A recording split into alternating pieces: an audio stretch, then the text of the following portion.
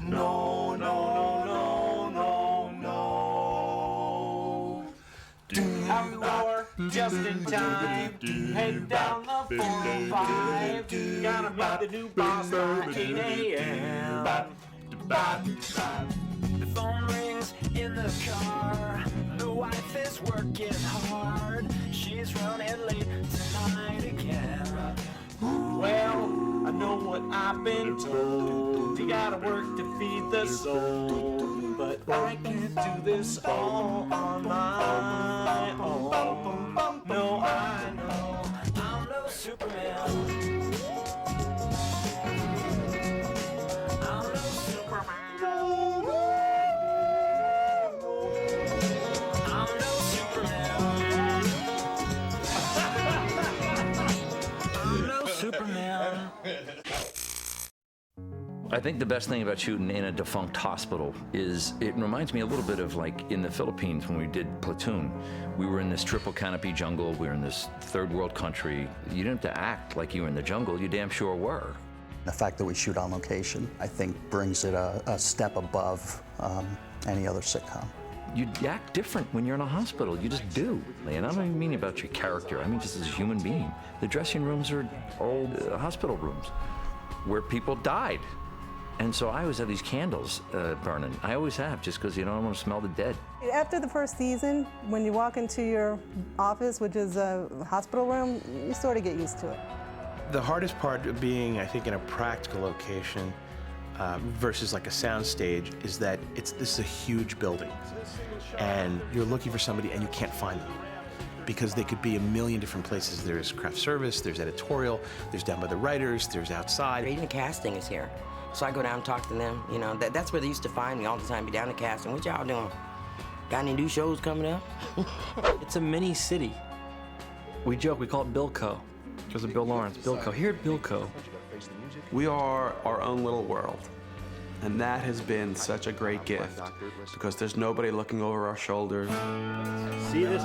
It's all fun and games on the set of Scrubs. Somebody from the network has to make a trip in a car to come over to see what's going on, and oftentimes they might not do that, or they might just duck in once a week. But in between, we're free to do what we want oftentimes and just grow in a very natural way, and I think that's really helped the show. We really almost forget sometimes that we're doing the show for anybody else. It's like just kind of our own little... The Scrubs Island.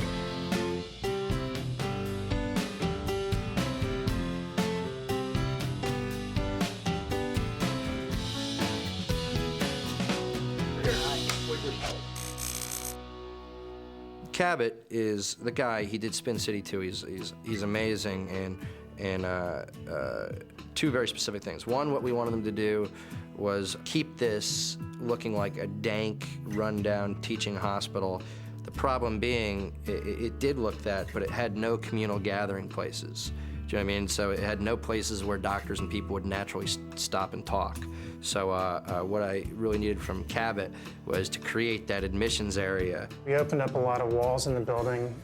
This opening here, which is part of the admissions desk, is a new opening. So we really went around the building and punched holes wherever we could so that we made it more camera friendly. The disgusting hallways existed. What didn't exist was this cool ICU with all these windows and depth and these neat nurses stations where people would hang out and talk. Laverne, can I borrow a nickel so I can get a soda? Sorry, this window's closed. We essentially gutted the hallway and then installed camera-friendly units like this so that if they want to do a reverse shot, this piece is on casters and can dolly out real quick.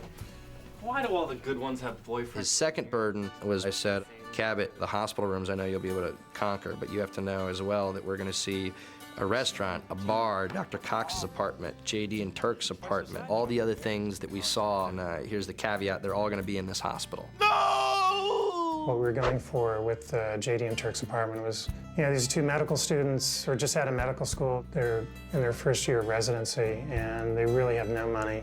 A lot of the furniture were things that they might have found, things that they might have brought from college. Rowdy, no. Yeah, Rowdy, hit that! Dr. Cox's apartment exists in a hospital room. I don't know how they pulled it off. Dr. Cox was almost the complete polar opposite. We wanted him to have a very sterile environment. We actually took one of the operating rooms, and it had aluminum grills and chrome surfaces. We introduced some lighting elements, and we brought in very contemporary 20th century modern furniture. We've built nightclubs, bedrooms, guest bedrooms, kitchens, Kelso's apartment, Dr. Cox's bedroom. Sorry I woke you.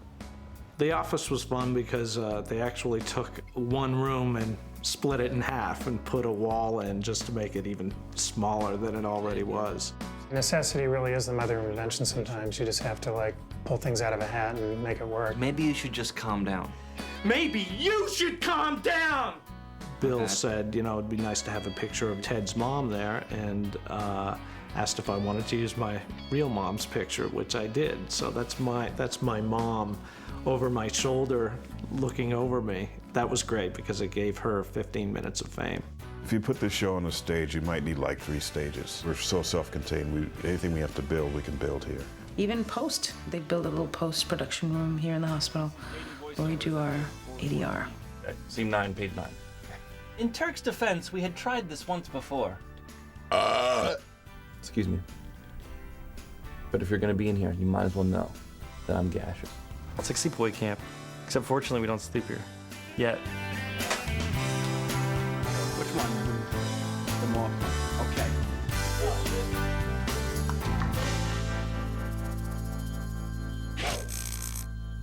I got a call to do the pilot of a hospital TV show, and I had just come off of this incredible fantasy TV show, and I thought, well, that sounds sort of boring. You mean the best wardrobe on the planet? I mean, for starters, getting to come to work every day and wear wardrobe that's more comfortable than your pajamas is ridiculous. Actually, the one thing that's unique to this show that it doesn't actually reflect necessarily in real life, that we made this conscious decision that all the doctors that were internal medicine, like JD and Elliot, are in blues, always in blues. All the surgeons are always in greens, so that's Turk. And that just created this nice sort of conflict between the two types of doctors. JD, I just like for him to look really comfortable in his clothes. This pear is delicious. We wash all of his stuff down so that it looks worn in. I search relentlessly for t-shirts that look like he's had them forever. What a whore! We had a rash of episodes of Sarah taking her top off. I'm Elliot Reed. Tramp. I think that people were keeping count of the different colors of bras that she had on. I had to take my top off a lot in the first 2 years. There is no sexual tension, okay?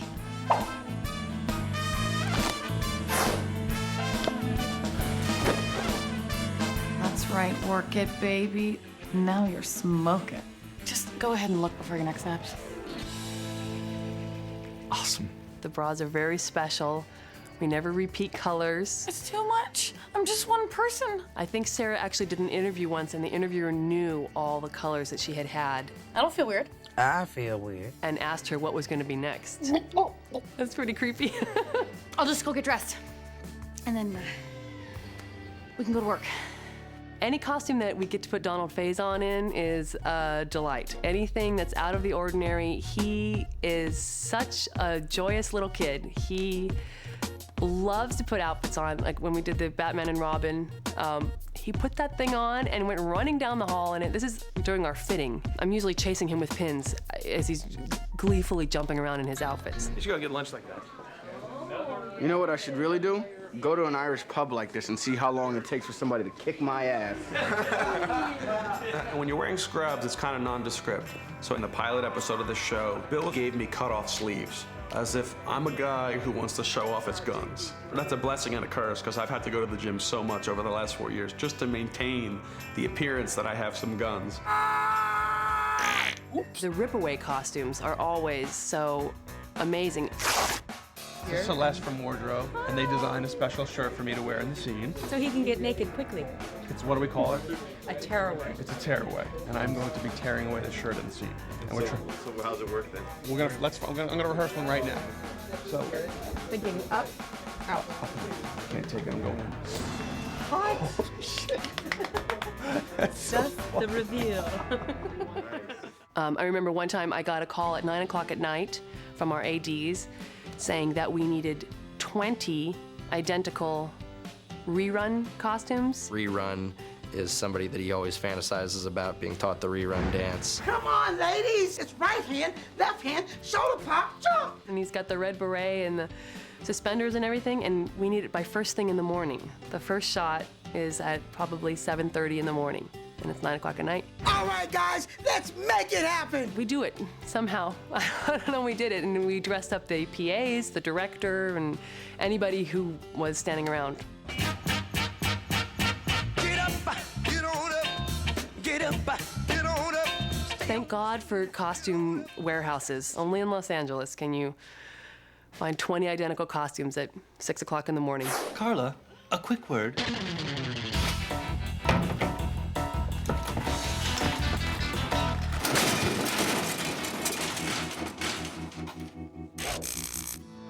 Stunts on this show, we decided to think grandly. Out the window! Throw her out the window! One of the coolest things that we realized early on, we started, wanting to do physical comedy, but doing it in the multi-camera sense, trying to make it small, people hitting their heads, people falling. And with Ernie and Noon, our stunt coordinators around, quickly realized that we could think bigger.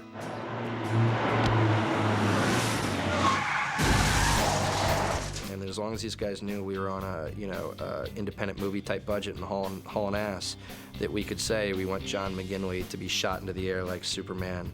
We want a couple that's tethered together to bungee off of a bridge. Ken Jenkins walking down the hallway, headbutting and kicking people. People coughing fire up onto Zach. Things we've accomplished on this show with limited time has been amazing.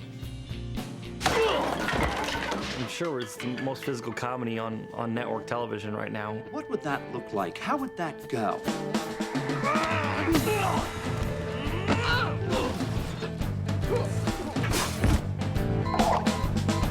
It's amazing how many stunts we get to do. I like to do them as often as they'll let me. Tally ho! We have a crew of actors that are super athletic and they like to do their own stunts, but at the same time you're, on pins and needles, make sure they come out okay and you have a job the next day. Got great take. I usually do most of my falls onto pads and stuff. And there's nowhere to hide a pad. A lot of times it'll be the stuntman. More times than not, we're able to show them how to do it safely. But there's some crazy things that they write for this show. It's pretty action-oriented. Hold it! I had this stunt where I had to trip over some pills and knock over a cart and fall backwards and cornflakes fall all over me.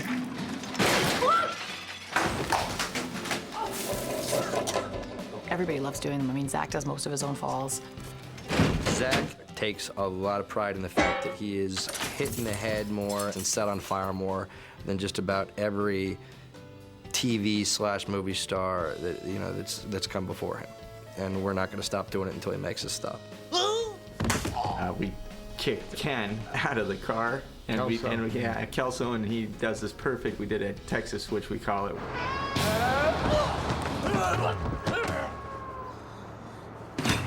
They did it so perfectly, and so I just, of course, take credit for it. That's a cool thing that we do here a lot in the Cowboy Switch, where I'll disappear and then the stuntman will do something crazy and then I'll pop up. First one, and it's fantastic, it's in the 3rd episode. Zach is running down the hall in one continuous shot. He goes behind a cart. A stuntman comes out the other side and falls. He's back to the camera, does a face plant, and then Zach pops up, shakes it off, and then continues running.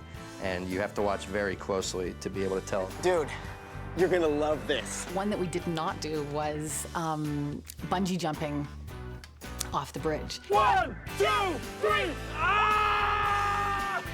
This is good for the DVD. You ready? The ladder, are you? This guy and this beautiful lady, they met doing the bungee cord stunt. With two people face to face, and they'd never met each other, and he introduced them to him, and they both got married. It's one of the nice stories. We put so much into one episode, and then they just go by like that. They air like once, and then they're gone. So this is kind of cool that you're doing this, so people will be able to watch them over and over again.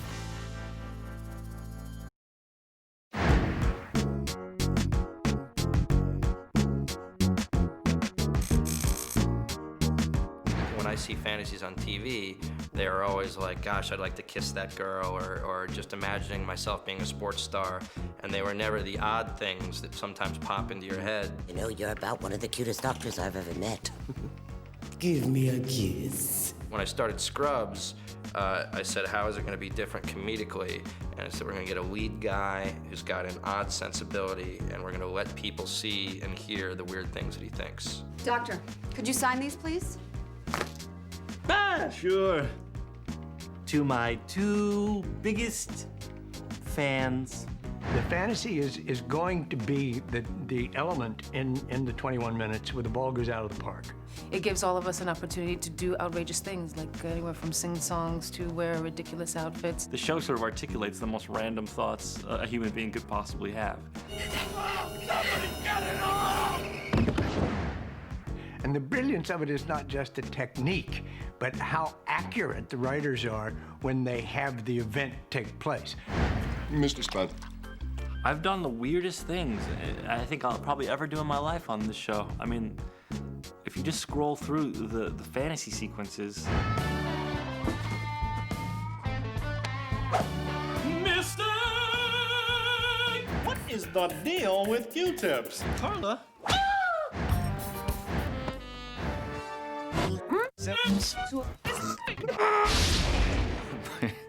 They run Zach pretty hard in the fantasies. Zach Braff occasionally jokes about, great, this scene I spend the next hour and a half getting spit on by Johnny C. Don't forget, Felicia, if you... Yeah, that was a funny one. It was very important to me that it not be his real spit. It was truly one of the more disgusting fantasies ever on the show. Everyone was just drifting through the halls, each one of us acting like the others didn't exist. The way the shot was done was everybody was on incredibly loud skateboards and dollies, and there were a bunch of grips and people lying on the ground out of frame pulling them across.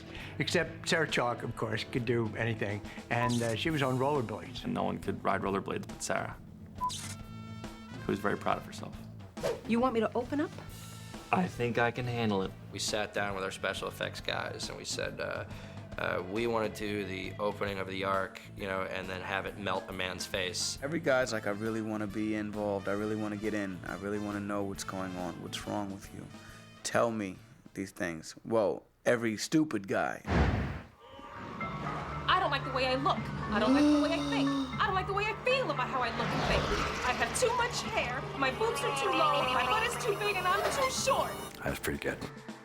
That's pretty darn good. They built a wax head of me. It looked like an episode of Gilligan's Island. I remember reading that and that being just this wildly ambitious, 20-second segment of the show and thinking like, because that's going to be great in your imagination because you can see the head melting and everything. And I thought it was executed just right to the T with film-like precision. What a difference a day made. It's what a difference a day makes. And I look at it now and I think, I'm on a do-over. Give me another hour. I can make this a whole lot better. It's all made to work by Ernie Orsatti and all these stunt people who take all those falls. All I had to do was hit the mark 7 times in a row, and they made it look like I was brilliant. It's actually not that bad. And the lace feels soft against my package. Zach Braff takes great personal pleasure in mocking Rob whenever he has to do that stuff. Rat tail! Yeah! Yeah! We thought it was just going to be nice to give him a little dose of humility. I got to realize how awful it would be to have to wear a thong. Help me. Ow! It feels like there's something stuck in your butt all day long. You guys, I can't take this sweet old lady's driver's license from her. She reminds me of my gram. Why don't you just get someone else from surgery to do it? Like who?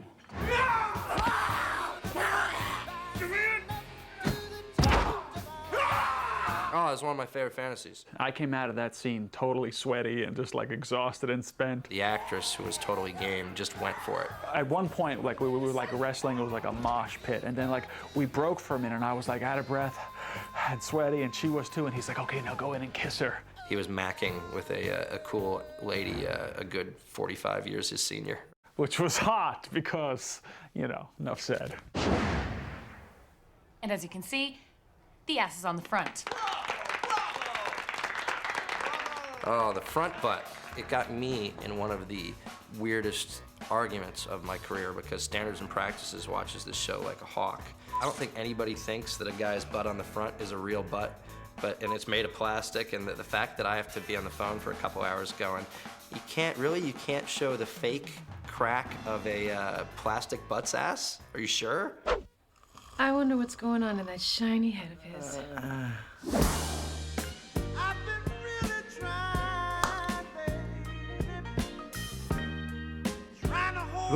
She had a broken leg during that scene, so she couldn't walk. And so they made her crawl, which was even better. I was jealous. After you yell cut, the crew is like, woo! And Donald's like that.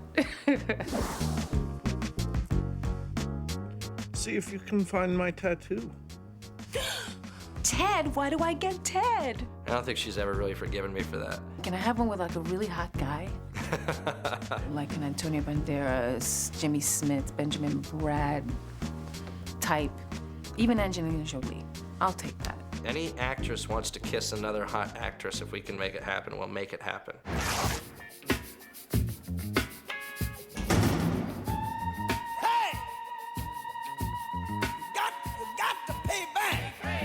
That was so much fun. Oh, man. One of my favorite fantasies of all time, and I think probably theirs. I always jokingly said that all we really did was change their costumes a little and shot them going out Friday night. Oh, come on, death isn't that bad.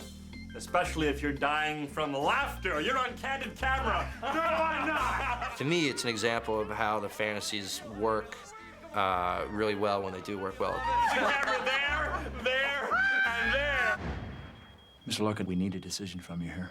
It was funny, but it also was truly poignant because if you were watching the story, yeah, it's a big funny fantasy that dials you in emotionally afterwards because the end of it is going, no, but this is really happening.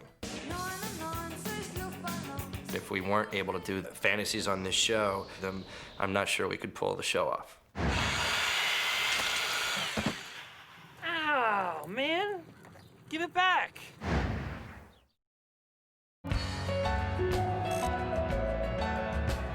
Season 2 differs from Season 1 because Season 1 was how overwhelming it is to be in this new job. So the second year, we truly decided to overcompensate and look at the personal lives of all the characters and look at JD's sex life.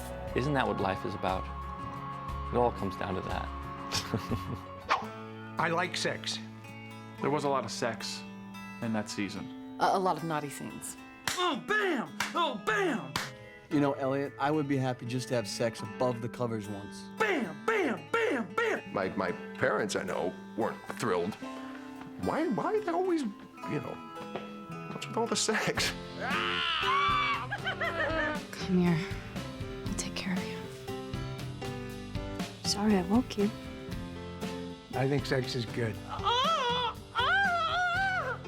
I think the second year, JD was a dog. I'm a young single player with a heart of gold. I should be able to stir something up.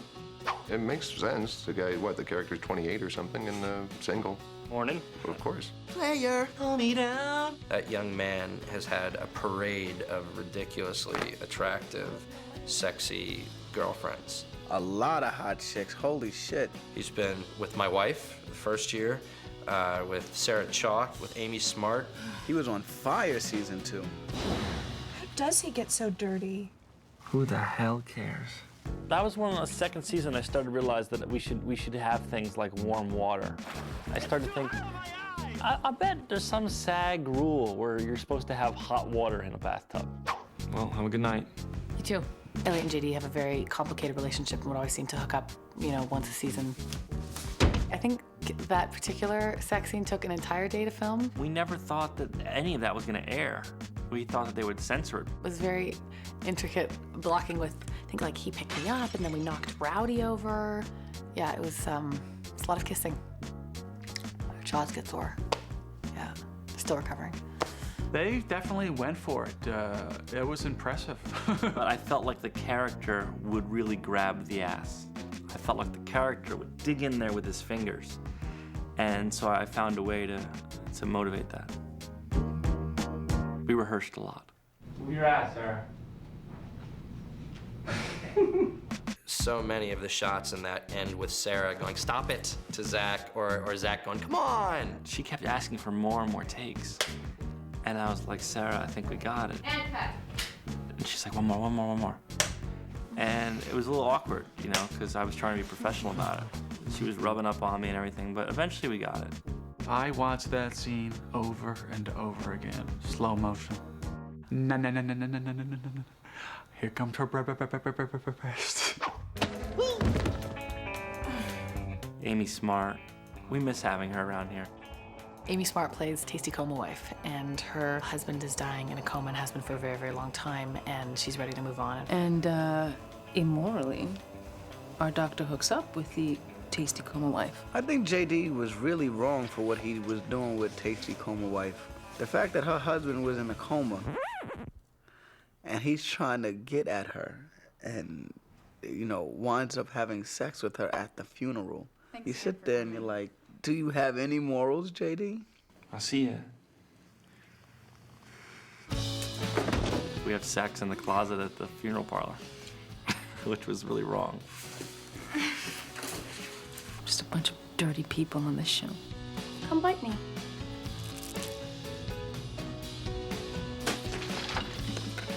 You can with anyone that you want.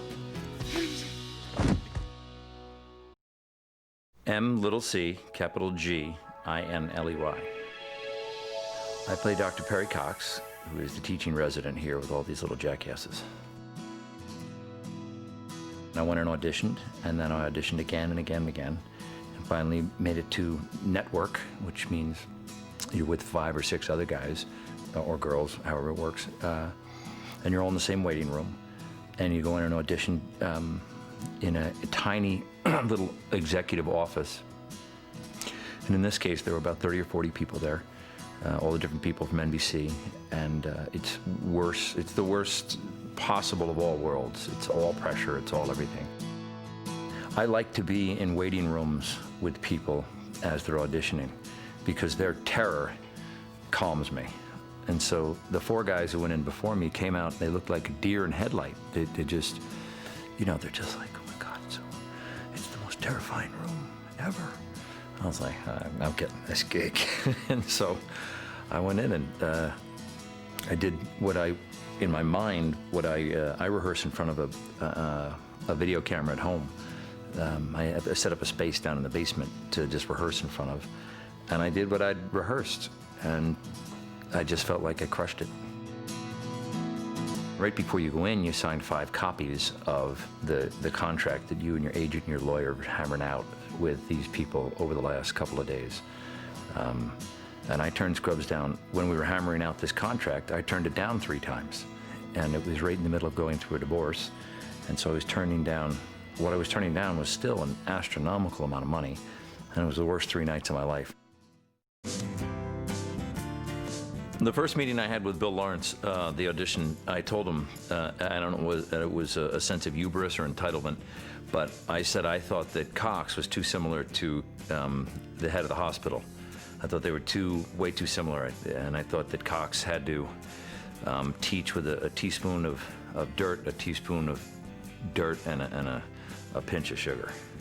And so, and God save me, Billy assimilated that into the character. I thought Cox was archetypally cut from the same cloth as Ed Asner's character in Mary Tyler Moore, Louis De Palma in Taxi, you know, kind of the hard ass with a heart of gold. And the heart of gold I thought just had to come out once every blue moon. Otherwise, he was just a prick, and who cares? I didn't want to play a prick for 7 years. It's no fun. And so Billy started to layer in kind of this window into, you know, kind of a love groove every once in a while. And it's what separates him. I did this horrible Tom Green movie, and I shaved my head for it, and so the first season of Scrubs, you know, I'm pretty short-haired. And so I guess I shaved my head right after we shot the pilot, fully thinking the pilot wouldn't be picked up, and there was going to be an actor strike, so it didn't really matter anyway. Everybody was trying to cram in as many films as possible before the strike to get kind of a war chest of cash to be able to hold yourself through, hold yourself over. And so I show up at Scrubs. I guess I have hair in the pilot, and then I'm you know, coming back from being bald. You know, my father is a doctor, and John's character is based on my father, because my husband used to talk to my dad, and my dad used to tell him, you know, about what it was like when he was a resident, and also my husband talked to a nurse that used to work with my dad, and she used to say, oh, when your father used to come into the operating room, we used to just be so frightened. And so then Bill had the idea for that. The first time I met all the actors at Billy Lawrence's house for the read-through was, you know, the first read-throughs were ridiculously exciting. It seemed, I thought they were all so different, and there were so many different voices in the room that really excited me. I mean, Zach's character was so young and fresh, and Sarah was, you know, just wide-eyed little Canadian kid, and Donald was this kind of precocious brother, and Judy's beautiful, beautiful Latin woman, and Kenny is, he started he was one of the founding members of Louisville Rep, and, you know, he just carried that weight with him. Guy who's done the whole canon, all Shakespeare's plays, and I thought the casting was so meticulous and interesting. I didn't know any of them. There's no reason I would. They'd all, you know, they'd done nothing. Kenny, I guess I probably saw at some point or another, didn't even know it. And Donald I'd seen ever so briefly in the Titans. But that's it. And I was at that read-through, and I was laughing my ass off as I heard these voices come to life, and I saw the different people, and I was stunned. I was like, wow, this has a chance.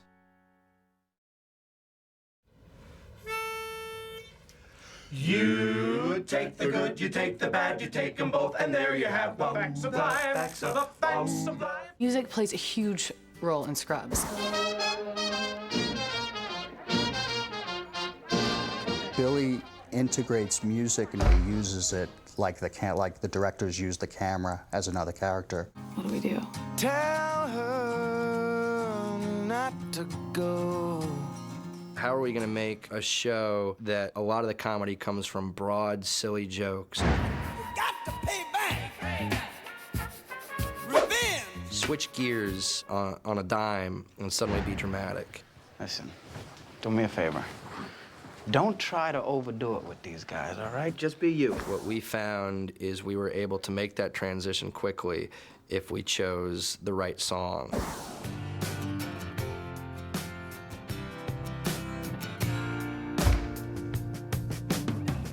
I'm just all in blue, and I'm remembering you and the dress you wore. Our favorite thing to do here, even though we sometimes highlight older music, you know, for comedic effect,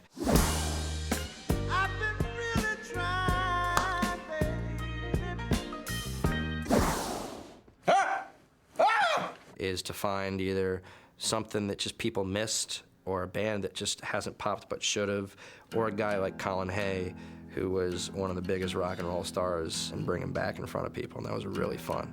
But Colin is a huge friend of the show, and we've used his music a ton. I can get to sleep. I think about the implication. What? Of diving in too deep, and possibly the complications. That's the Land Down Under guy. I had no idea that he was such a great songwriter. For a while, he became like our resident troubadour. One of the most unique scenes that I think we ever shot was with Colin Hay. I think that's one of the coolest things they do is bring in, you know, sort of break that fourth wall, and all of a sudden Colin Hay will be standing on the street playing the guitar, just follow Zach and keep playing, and it's fantastic. The entire cold open was Colin Hay singing. It was all a visual story. It was very cinematic. And it went on for like something like 3 minutes. I can't get to sleep. I think about the implications of I remember that the network didn't want to do it because no show, no comedy had ever had such a unique opening, and they just didn't want to take a chance of losing viewers. But it was actually one of the best openings to a comedy that we've ever done. Come back another day.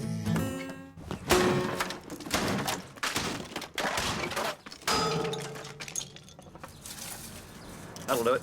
We thought it would be occasionally funny to have an a cappella band roaming the halls of the hospitals singing stuff and being a narrative instead of having to use, you know, music cues that people have heard 1,000 times before.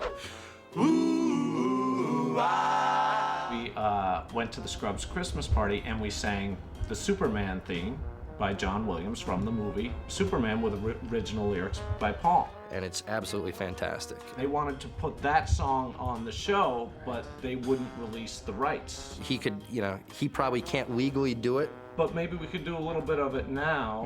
I know it would probably be bleeped because you couldn't get the rights for it, so we'll just take care of that now. All right, let's do it. Ready? Let's try it.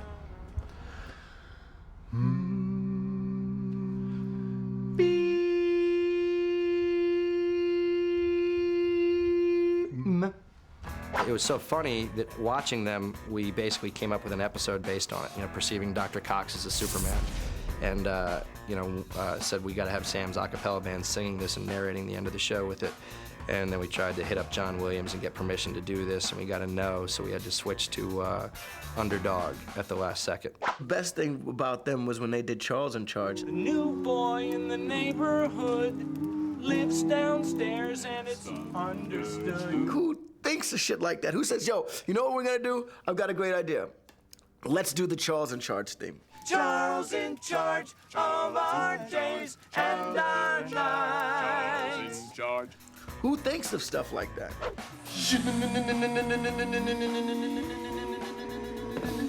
Bill loves Ted's Band. For a while, it was like Ted's Band and the others.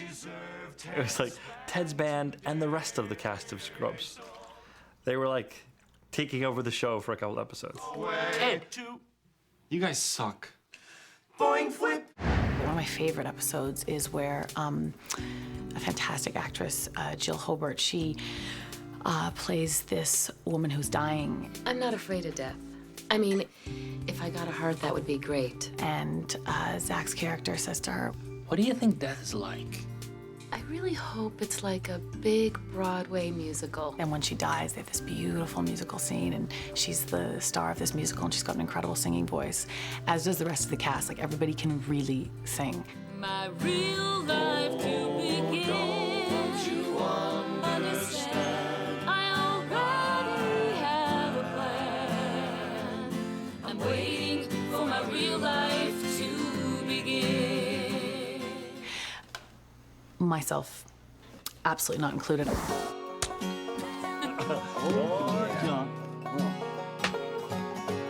Chad Fisher, because not only is he the producer of like Colin Hay and Carey Brothers and a lot of musical acts we've used on the show, but his band Laszlo Bain composed the theme song. Right around the time we were doing the pilot, I was like listening to the words, and I was like, this would be such an awesome theme song for Scrubs, because it really is what the show, at least the pilot, was about. I'm no Superman. I can't do all this on my own. I'm gonna need help. I'm gonna need my friends. I pitched it to Bill and said, I think this would be really cool, and they went and got it. Very few people have heard the full song, and when you watch Scrubs, you just hear like the "I'm no Superman."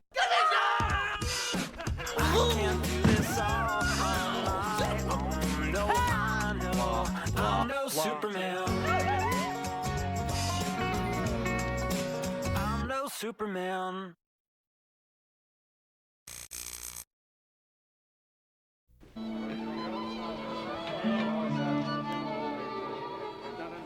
Where's Her Highness? Right here. Ready. Sorry, one more time. Ow. Hey, Rob. Oh! Ow. All right, let's go.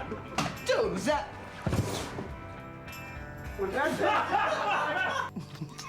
Oh, shit, my bad. Sorry, wrong scene. Sorry, wrong scene. We jumping ahead and shit. We jumping ahead. I'll second that. Nurse Roberts, you're a married woman.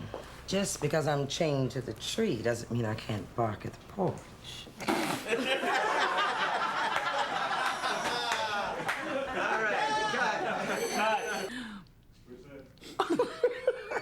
Now I know what the porn stars feel like. Quiet. Back. Are we rolling? Hey, JD, how's your penis? Dude, you are Penis jokes are funny. Sometimes.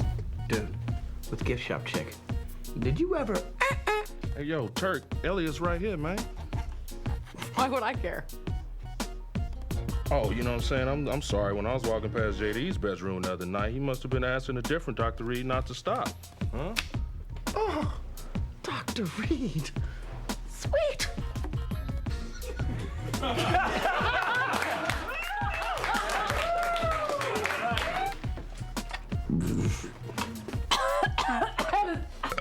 That one was me.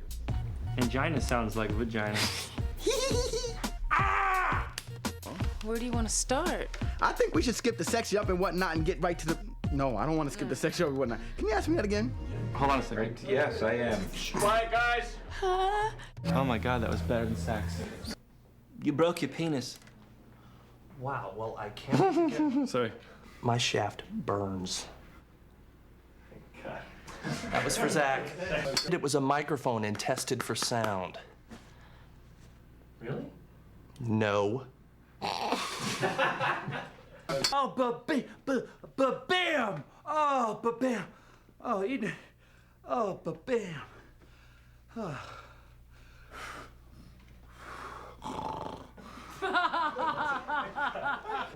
Okay.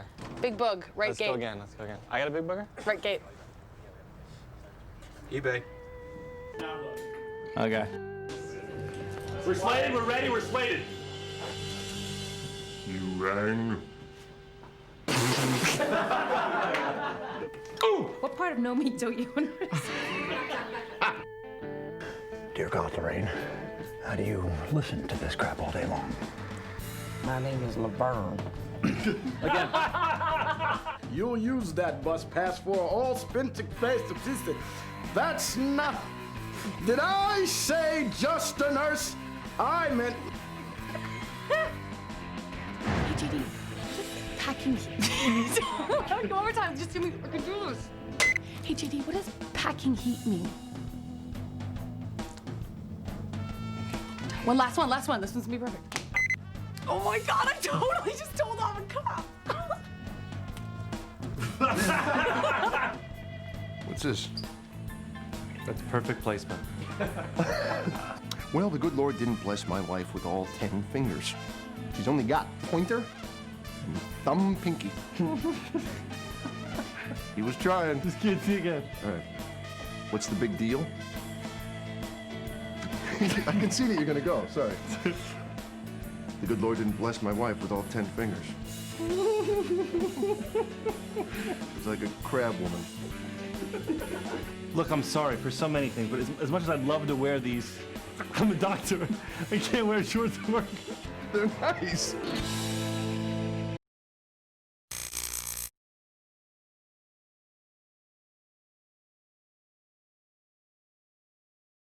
If I saw you two shopping for a shower curtain together, I wouldn't think you were old. Thank you. I think you're old and gay.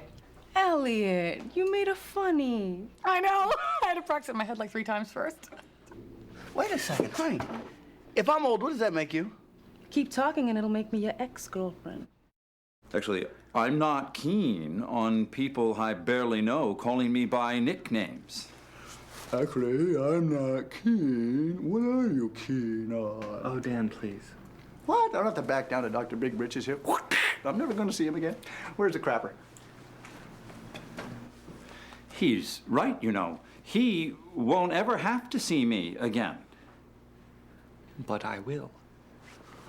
Remarkable! Clancy! No! So, you going to lunch with your brother? Yeah. I would have invited you, but I already made the reservation for 2, so. So call and change it to 3. Oh, I'm not gonna call back that hostess. She used sharp tones. Oh my God, you're jealous. No. Yes? Besides, how could you possibly be hungry? You're already so full of yourself. Zing! Yeah, good one. Triangle. Listen, I'll give you 3 seconds to come up with the real reason why I can't go to lunch, otherwise I'm coming. 3, 2, 1.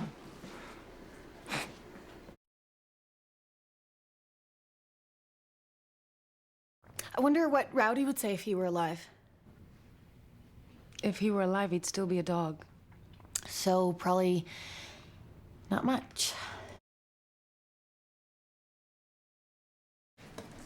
You know, I gotta ask, how'd you do it? I had sex with a cinder block. Really? No, my girlfriend did it, completely unprovoked. Mr. Davis. All right, I may have told her she had too much back fat to wear a tube top. Oh, love.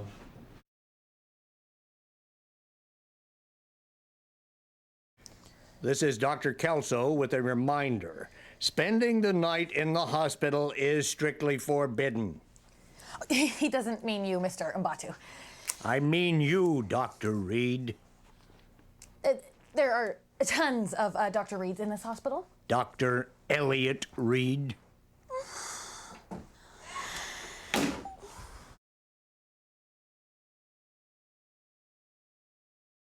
What in thy most holy name have I done to have offended thee so?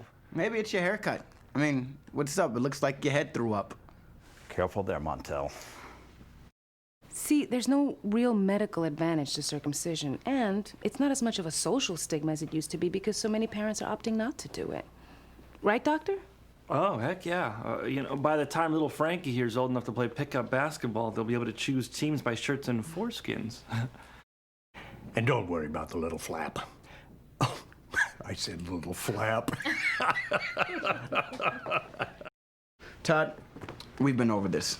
How do I feel about inappropriate remarks about women? You love them as long as your girlfriend's not around. Exactly. Just wanted to make sure we were clear on that.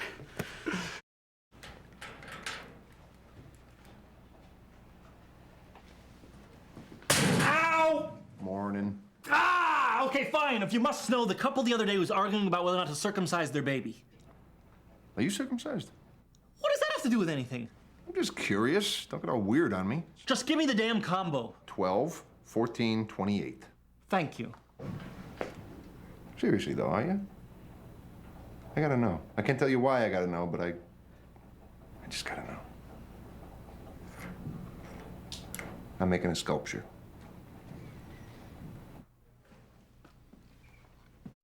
Glad I could help. You said it wasn't important for patients to like you. No. I said it wasn't important for patients to like you. I love being popular. Hey, Dr. Kelso. Hey, Roger! Don't get up. Bob Kelso.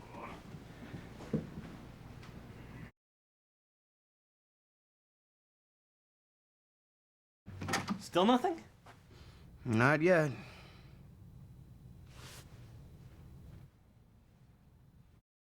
Now, have you managed to get Mrs. Francis out of bed? About 100 times. There's no way she's getting up. Okay, Mrs. Francis, time for your walk. Oh, okay. Why didn't you just tell me it was time to get up? Why didn't you get up when I asked you to?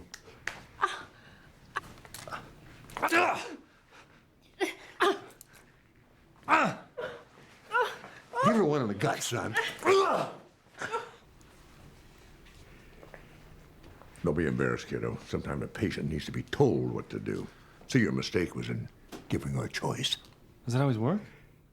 Actually, that was the first time. But I've had that speech locked and loaded since the 70s. Ah, mystery solved. That's a boy. That's a leg. Oh, for a second there, I thought that Greek bellboy might be Shaquille O'Neal. Okay.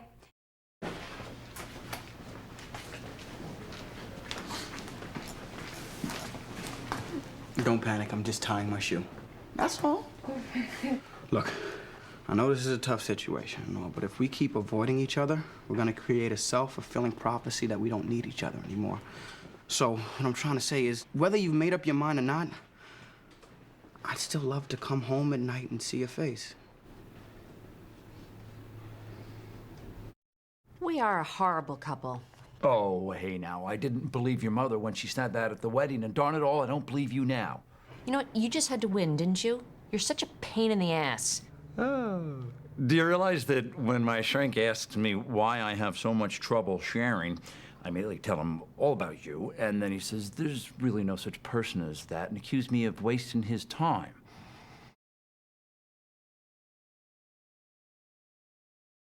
You heard what I said.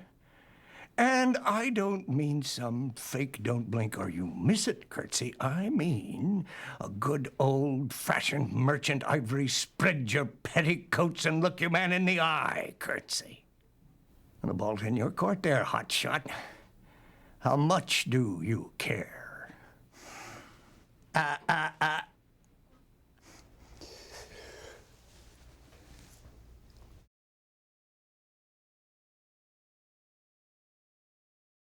Here I come, Blinky, or is it Inky?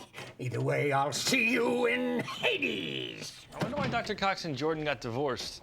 I mean, they act like they hate each other, but you know that's just for show. It's like when George the Animal Steel and Superfly Snooker used to be in a steel cage just beating each other with chairs, but you know backstage they were just hanging out playing categories. Like in a couple weeks, we're gonna be very happy that Franklin was out here taking pictures. I love photography, so sue me. And you know Todd's Italian, which may explain the sweater on his chest. Dude, if I didn't wax my back, I'd look just like my mom. And Never liked history. Look at Mary Kate here is my special bitch, and an enormous amount of time and anger have gone into shaping that ass, so you be gentle. I'll make sure I have him home by 10, sir. Damn right you will.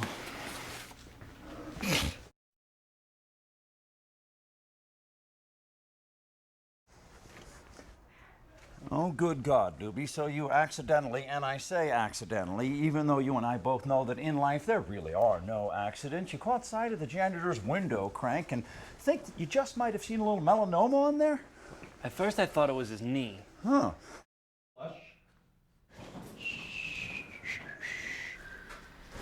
Sir. Don't ask, don't tell, sport.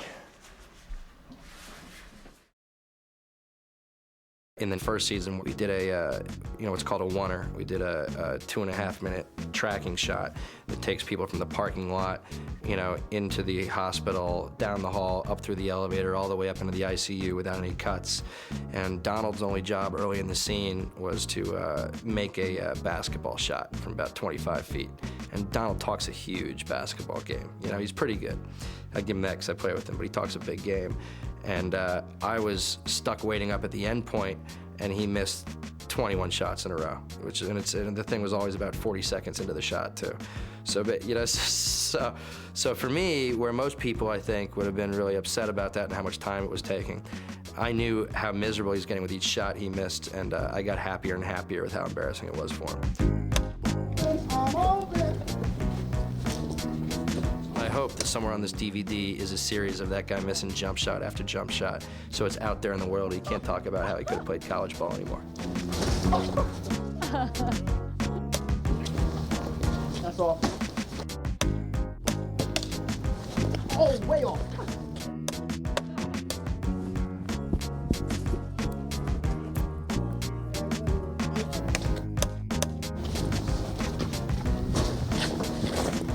Don't think that was me. I'm open.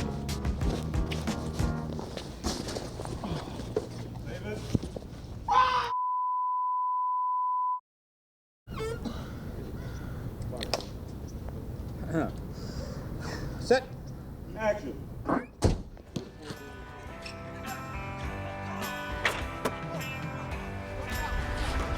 I'm open. Oh my God! Target was amazing! Woman. Shush. You see, it's a lot cooler if we don't make a big deal out of it. Oh, right. Johnny C's a little tough with the background, you know. He never wants, like if he's talking and he's having a hard time with his dialogue and people are walking back and forth behind him, he'll blame it on them. Like he doesn't know his lines, so he'll blame the background. I can't work with them, get rid of that Ross. This is what John does. He doesn't really feel that a director is needed on set. Right? So there's no need to have a director. We got my husband, who's the only person John will listen to. He calls him Billy. And when John feels that he needs another take, John says, again. I don't want to hear about it. I know whether we have it or not. And sometimes these knuckleheads don't. Part of the downside of working in a real hospital is we don't have total control over the noise in and outside of the hospital. So during rehearsal, there was some noise, and here's Johnny C. McGinley, who's done, 50 movies, trying to rehearse, and some of the guys were trying to get a jump on the next set and brought some equipment through the hallway, and there was some noise. And John stopped and said to me and the director, we just met, all of us, and he stopped and said, when you guys are ready, call me from my trailer. And they don't have trailers, they have dressing rooms on the 3rd floor. And he stormed off. And I was sort of like, okay, this is gonna be my first and last day on Scrubs.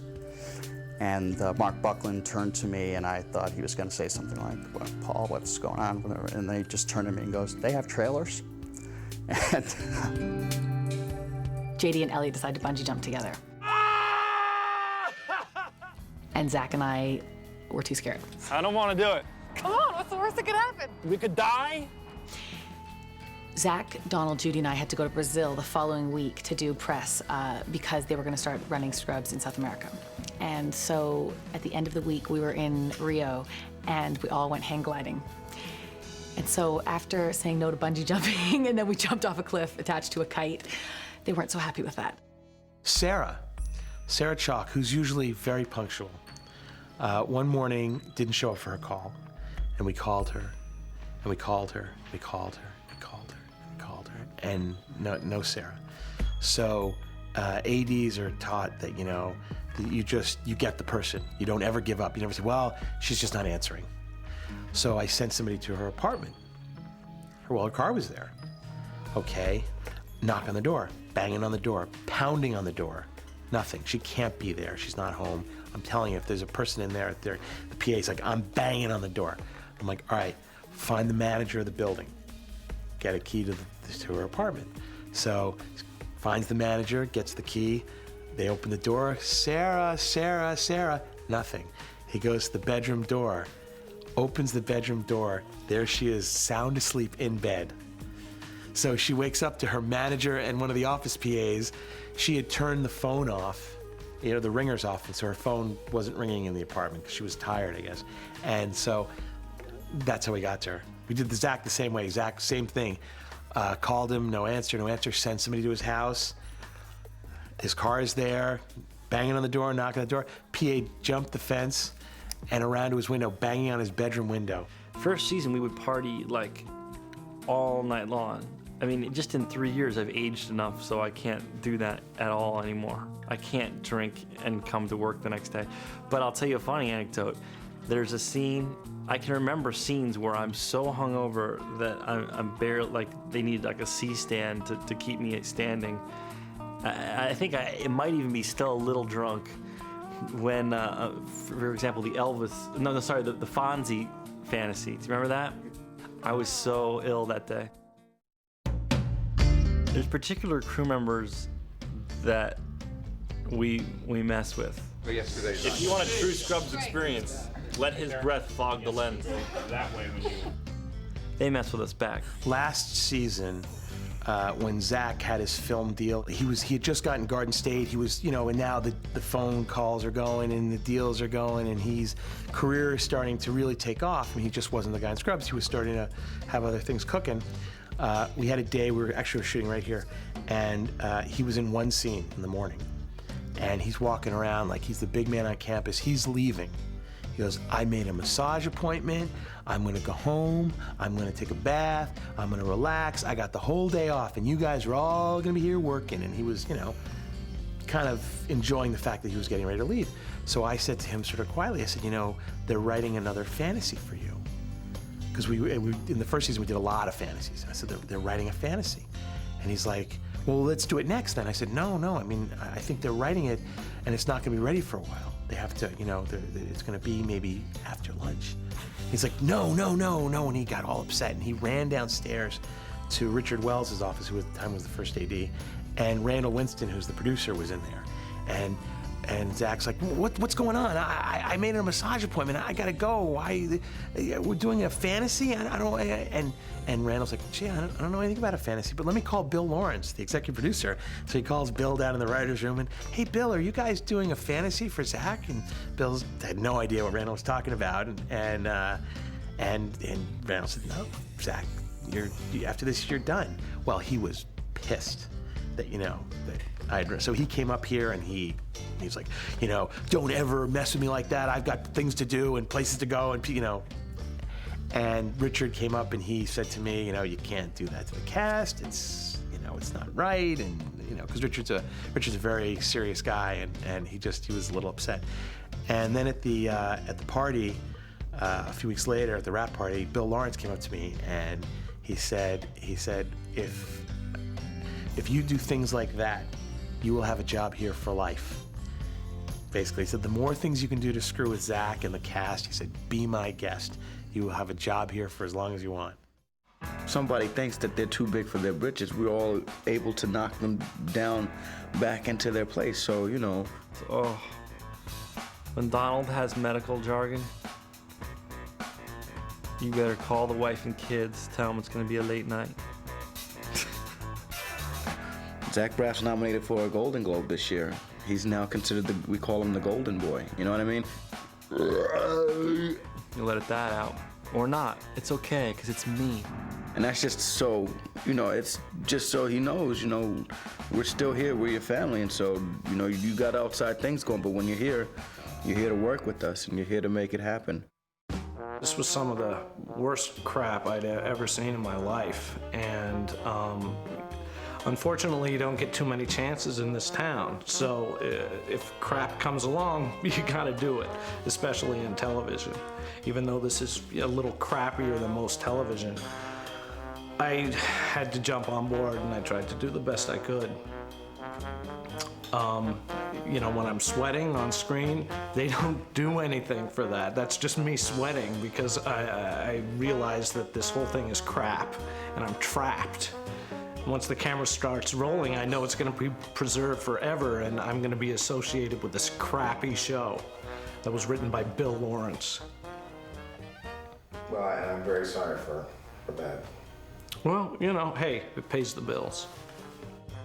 The camaraderie, you know, obviously, you know, you work 5 days a week. The cast and crew kind of work long hours and hard, but still, the mood is very good on set, you know, very light. And how has it stayed that way? Drugs and alcohol.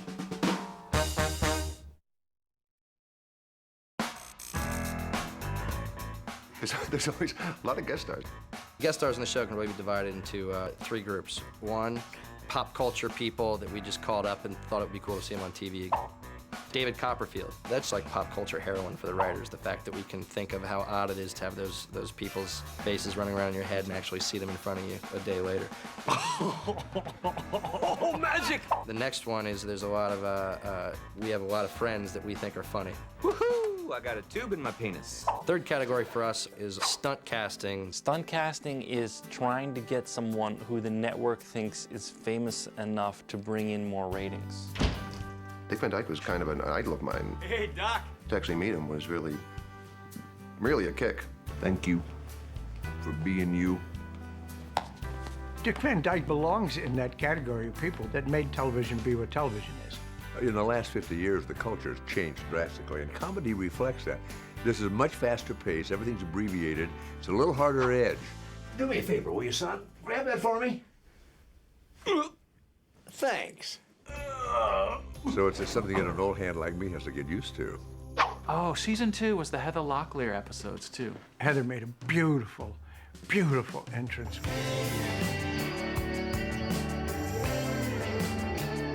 She's just the most smoking thing on the planet. We both know that you'd love nothing more than to smack this fine ass. times when she's spanking her ass when she's walking away from me, and it's making me shudder. There's not a damn bit of acting going on. There's one scene where I'm eating a steak, staring at her breast the entire scene. And I swear to God, I don't think I had a line in that scene, but I got fan mail. Would you like to know what would be seriously good for you? Or bran in my diet? Jay Moore was very funny. The pace of the show and the style of the jokes is a kind of a unique thing. And some people come and they get it, and some people, it takes them a while to sort of get up to speed. And Jay Moore totally got it. You're probably thinking, why didn't you do that before I got here? But you weren't sure if you'd be overstepping your boundaries. What if I was some territorial ass with a giant ego, or a territorial ego with a giant ass? Stop me, Sally, please. Rick Schroeder came on to play a guy named Paul, and I think he's the hottest thing. And don't you work at the hospital too? It's kind of cool to walk out and be like, oh, Ricky Schroeder's here.